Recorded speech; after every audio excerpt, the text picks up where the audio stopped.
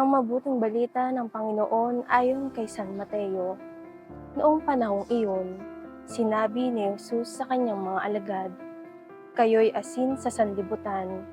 Kung mawala ng alat ang asin, paano pang mapapanauli ang alat nito? Wala na itong kabuluhan, kaya't itatapon na lamang at niyayapakan ng mga tao.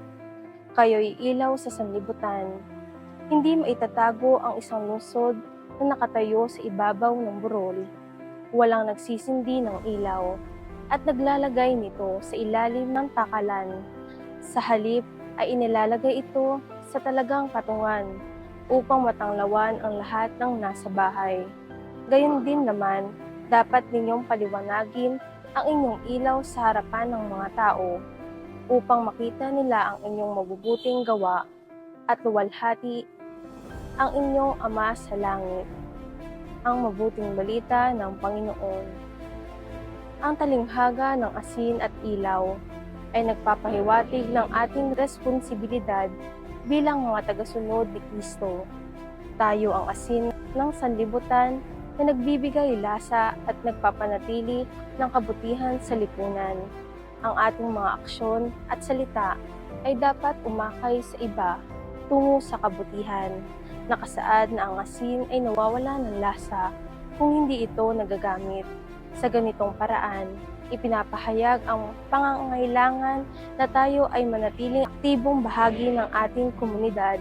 Ang pagiging ilaw sa kadiliman ay nangangahulugang dapat tayo magbigay ng inspirasyon at gabay sa iba, hindi lamang sa mga salita, kundi sa ating mga gawa. Sa araw-araw na buhay, na isasagawa ko ito sa aking pamilya, sa pamamagitan ng pagiging isang masunuring anak sa aking mga magulang, katulad ng pagkamit ko sa kanilang pangarap sa akin na makapagtapos ng aking pag-aaral, at nagiging mabuting ehemplo ako sa aking mga kaibigan at aming komunidad. Naglalaan din ako ng panahon upang magbigay ng tulong sa mga nangangailangan. Halimbawa, ang simpleng pagtulong sa mga kamag-anak namin o sa kapwa ko mag-aaral ay maaaring magdulot ng malalim na epekto sa aking sarili, sa aking buhay. Natutunan ko ang bawat maliit na kabutihan ay may malaking kahulugan. Ang pakikialam sa mga tao sa aking paligid ay nagbibigay liwanag sa aking sariling daan. Patuloy kong pinapangarap na maging inspirasyon at pag-asa sa iba, kasabay ng aking paglalakbay sa pananampalataya.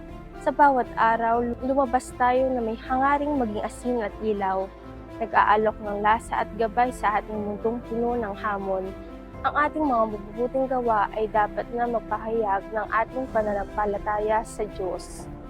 Manalangin tayo. Panginoon, salamat po sa inyong pagmamahal na nagbibigay liwanag sa aming mga landas.